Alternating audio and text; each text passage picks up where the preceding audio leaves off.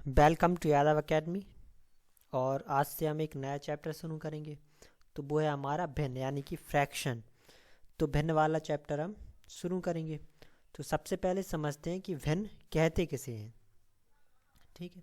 तो जैसे मान लीजिए आपके पास कुछ रुपए हैं, तो आपने उन रुपयों को 5 हिस्सों में बांट लिया। जैसे एक हिस्सा ये हो गया, 5 बराबर हिस्सों में बांट लिया। ठीक।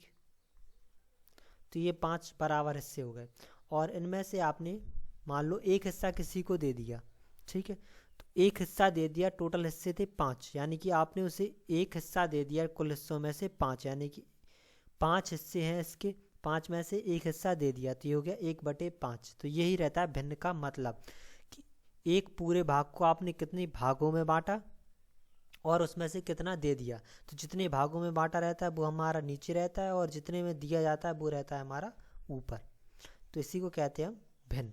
जैसे अगर मान लो कहा जाए कि कुछ रुपए हैं आपके पास और आपने उसे 2/5 भाग, या फिर कह सकते हैं हमने लिख दिया 7/11 भाग। तो 7/11 आपने किसी को दे दिया, तो इसका मतलब हो गया कि कोई भी चीज़ उसके 11 हिस्से की और 11 हिस्सों में से 7 हिस्से ले लिए। तो यही रहता है हमारा भिन्न।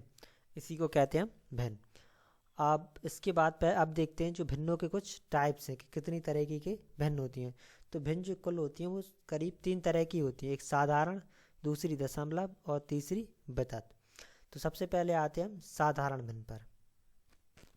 तो कोई सी भी भिन्न हो, यानी कि 2/5, 7/11, 9/4, तो ये सारी की सारी हमारी साधारण भिन्न होती हैं। यानी कि जो भी भिन्न x/y के फॉर्म में होगी तो वो हमारी साधारण भिन्न होगी। अब इसके बाद दूसरी आते हैं। तो दूसरी रहती है हमारी दशमलव भिन्न। ठीक है। तो दशमलव भिन्न का मतलब होता है ऐसे कोई सी भी संख्या होती है, अब 2/10, 5/100, यानी कि 10 की घात, जब उसका हर 10 की घात के फॉर्म में हो तो वो रहती है हमारी दशमलव वाली भिन्न। तो ऐसे इन्हें हम लिख सकते हैं 0.2 और इसे 0.05। इसी तरीके की जितनी भी जिनके भाग में 10 हो, 100 हो, 1000 हो, लाख हो, करोड़ हो, कुछ भी हो, तो ये हमेशा 10 की घात में रहेगा, तो वो हमारी रहती है दशमलव भिन्न। तीसरा आता है वितत भिन्न। ठीक है। तो इसमें क्या है कि जैसे अगर कोई सा कुछ सवाल रहते हैं, ऐसे हमारा दिया रहता है 1+1/1+2/5+, इस तरीके की जो भिन्नें रहती हैं तो इन्हें हम कहते हैं वितत भिन्न। यानी कि काफ़ी सारे बटे में रहे या अलग रहे, इससे हम कुछ कह नहीं सकते। और इन्हीं भिन्नों को हम लगड़ी भिन्न भी कहते हैं। ठीक। तो ये रहती है हमारी भिन्न। आप इस वाली वीडियो में जो हम क्वेश्चन सॉल्व करेंगे वो करेंगे भिन्नों की तुलना पर, यानी कि जो सिंपल साधारण भिन्न हैं, साधारण भिन्नों की जो तुलना, यानी कि साधारण भिन्नों का कंपैरिजन करेंगे कि कैसे कर सकते हैं। अगर हमें मान लो चार भिन्न दिए हैं और में से हमें बताना है कौन सी भिन्न सबसे छोटी है, कौन सी बड़ी है, या आरोही क्रम में लगाना है या अवरोही क्रम में लगाना है, तो वो देखेंगे हम इस वाली वीडियो में। तो सबसे पहले इसके कुछ 4 तरीके की भिन्न रहती हैं, उन मेथड से हम कर सकते हैं। सबसे पहले देखते हैं, अगर कोई भी भिन्न दी है, भिन्नों का एक ग्रुप दिया है और जिसमें हर समान हो, यानी कि कोई भी क्वेश्चन होगा जिसमें अगर भिन्नों का जो हर रहता है वो समान हो। ठीक है। तो जब भी हर समान रहता है तो उस टाइप के देखेंगे सबसे पहले। तो ये हमारा एक क्वेश्चन ले लेते हैं, उसके हिसाब से करते हैं। तो इसमें क्या है कि जो ये हमारी भिन्न हो गई, इसमें क्या है 5/13, 3/13, 7/13 और 9/13। तो पहला क्या है, हर समान हो। तो जो जितनी भी भिन्न है जिनके हर समान हो तो उनका कंपैरिजन हम डायरेक्ट कर सकते हैं। यानी कि जब हर समान होंगे, तो जब हर समान होंगे जिनका अंश सबसे बड़ा होगा वही बड़ी संख्या होगी और जिसका अंश छोटा होगा वो छोटी संख्या होगी। यानी कि हमने इनके अंशों से कंपेयर कर सकते हैं। ठीक है। अंशों से कंपेयर कर सकते हैं, अंशों से तुलना कर सकते हैं। जैसे जिसका अंश सबसे बड़ा होगा तो वो सबसे बड़ी संख्या हो जाएगी, इसका अंश सबसे छोटा होगा वो सबसे छोटी संख्या हो जाएगी। तो ऐसे इसमें पूछ रहा है हमसे सबसे छोटी और सबसे बड़ी भिन्न। तो जो सबसे छोटी भिन्न होगी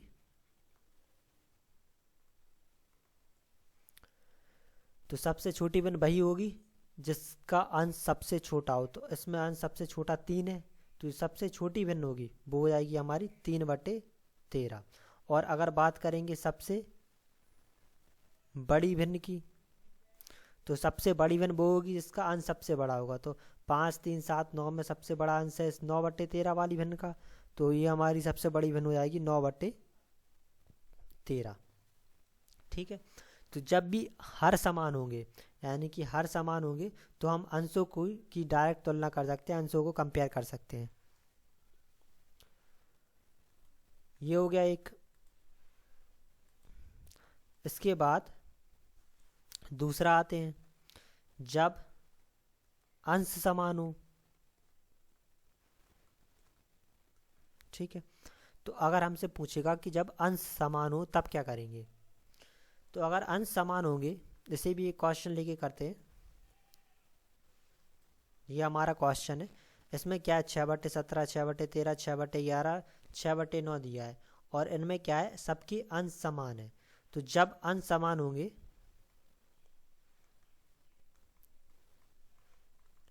तो हम क्या हर कंपेयर कर लेंगे,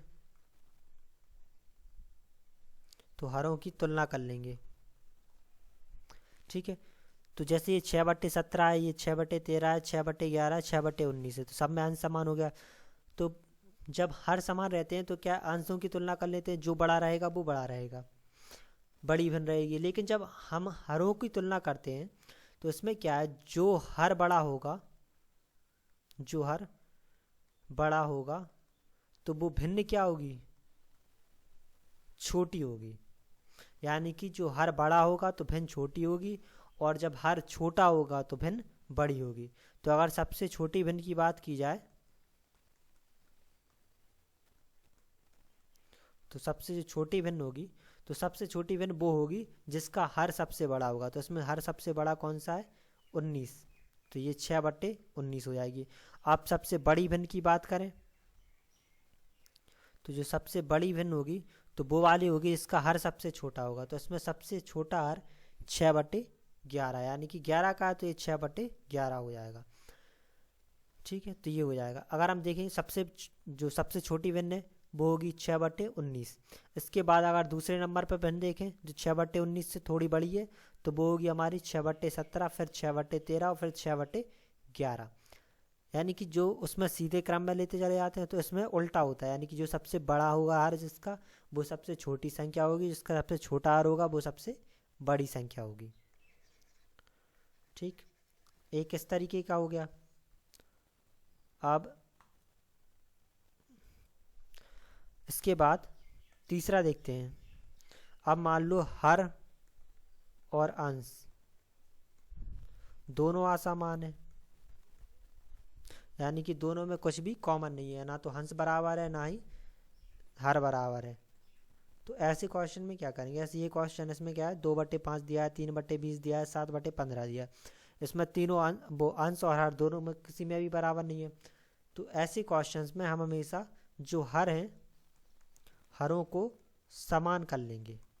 तो जब भी हरों को समान बना लेंगे, तो हरों को समान बनाने के लिए जो हर हमें दिए हैं उन हरों का निकाल लेंगे हम एलसीएम। तो 5, 20 और 15 इनका एलसीएम निकाल लेंगे। तो पहले हमारा 2 से कट जाएगा, तो 5, 10 और 15 हो जाएगा। फिर 2 से तो ये 5, 5 और 15, फिर 5 से तो ये 1, 1 और ये हमारा आ जाएगा 3, 3 से काट लेंगे तो ये हमारा आ जाएगा 2 × 2 4, 4 20 और ये 60। तो जो एलसीएम है वो हमारा आ जाएगा 60। एलसीएम निकाल लिया, इसका मतलब ये होगा कि इन्हें हम इनके जो हर हैं वो हमें 60 बनाने हैं। तो ये 2/5 है, ये हमारा है 3/20 और ये हमारा है 7/15। तो जो इन तीनों के हर हैं उन्हें हमें बनाने हैं 60। तो 60 बनाने के लिए हम एक संख्या से मल्टीप्लाई और डिवाइड कर देंगे। तो ये 5 है, 5 का भाग देंगे 60 में, तो ये कितनी 12 बार, यानी कि इसमें 12 से मल्टीप्लाई और 12 से डिवाइड कर दें तो ये हमारा हर 60 हो जाएगा। इसी तरीके से इसमें ये 20 है, तो ये इसमें अगर 3 से मल्टीप्लाई और 3 से डिवाइड कर दें तो ये इसका हर हमारा 60 हो जाएगा। ये 15 है, तो इसमें 4 से मल्टीप्लाई और 4 से डिवाइड कर दें तो ये हमारा हो जाएगा 12 दूनी 24/60। ये हमारा हो जाएगा 9/60 और ये हमारा हो जाएगा 28/60। तो अब क्या है, जो तीनों की हर हैं वो समान आ गए, यानी कि 60, 60 और 60।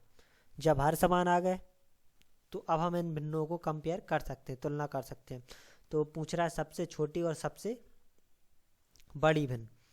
तो जो सबसे छोटी भिन्न होगी तो वो वही हो जाएगी जिसका अंश सबसे छोटा होगा, यानी कि 9/60। दूसरा सबसे बड़ी भिन्न की बात करें तो जिसका अंश सबसे बड़ा होगा वो सबसे बड़ी भिन्न हो जाएगी। तो इसमें सबसे बड़ा अंश है 28 का, तो ये 28/60। 9/60 यानी कि 9/60 हमारा कौन सा था, ये वाली 3/20। तो ये 3/20 वाली भिन्न हमारी सबसे छोटी हो जाएगी। और जो सबसे बड़ी भिन्न है वो कितनी, 28/60 यानी कि 7/15। तो 7/15 वाली भिन्न हमारी सबसे बड़ी हो जाएगी। ठीक, तो इन तीनों तरीके से कर सकते हैं। इसके अलावा एक मेथड और है कि उसे हम वैसे हर किसी क्वेश्चन में कर सकते हैं, जब अंश हर समान हो या ना हो, हर एक कंडीशन में हम उसे सॉल्व कर सकते हैं। तो उसमें क्या है कि जो दिया रहता है क्वेश्चन ही देखते हैं एक पहले। जैसे ये है, इसमें क्या रहा है, आरोही क्रम में व्यवस्थित करना है। ठीक है, तो जब भी हमें इस तरीके का करना हो, अगर उस मेथड से करना है तो हम क्या, इनका भाग दे दें। भाग देने के बाद एक दशमलव वाली संख्या बन जाएगी, और जो दशमलव वाली संख्या आएगी उसे हम आसानी से कंपेयर कर सकते हैं। ठीक है, तो ऐसे ये 2/3 है, तो इसका भाग देंगे तो ये हमारा आ जाएगा 0.666। दूसरा हमारा है 4/7। 4/7 का भाग दे देंगे 7 का, तो ये हो जाएगा 0.571। और इसी तरीके से अब 5/8 है तीसरी संख्या, तो 5/8 का भाग दे देंगे तो ये हमारा हो जाएगा 0.625। ठीक, तो भाग दे सकते हैं। जो पिछले क्वेश्चंस भी किए थे उन्हें भी हम इसी तरीके से कर सकते कि उनका भाग दे देंगे सारी संख्याओं का, तो भाग देने के बाद जो संख्याएं आएंगी इन्हें हम कंपेयर कर लेंगे, यानी कि दशमलव वाली भिन्न संख्या आ गई, इन्हें हम कंपेयर कर सकते। तो इसमें अगर कंपेयर किया जाए तो सबसे छोटी संख्या हमारी होगी, अच्छा आरोही और अवरोही क्रम देखते हैं। तो इसमें क्या है, हमें आरोही क्रम में लिखना है। तो आरोही क्रम का मतलब होता है बढ़ता क्रम, यानी कि सबसे पहले हमें सबसे छोटी संख्या लिखनी है, फिर उससे बड़ी संख्या लिखनी है, फिर सबसे बड़ी संख्या लिखनी है। तो अगर इसे हम आरोही क्रम में लिखेंगे तो इसमें क्या है, सबसे छोटी संख्या लिखनी है पहले। तो सबसे छोटी संख्या है हमारी 0.571, तो 0.571 है हमारी सबसे छोटी संख्या। उसके बाद उससे बड़ी संख्या है 625, तो ये उससे बड़ी होगी 625.625। और जो सबसे बड़ी संख्या होगी वो हमारी हो जाएगी 0.666, यानी कि जो सबसे छोटी संख्या है वो है हमारी 4/7। उसके बाद वाली जो संख्या है वो है 5/8, और उसके बाद वाली संख्या है वो है हमारी 2/3।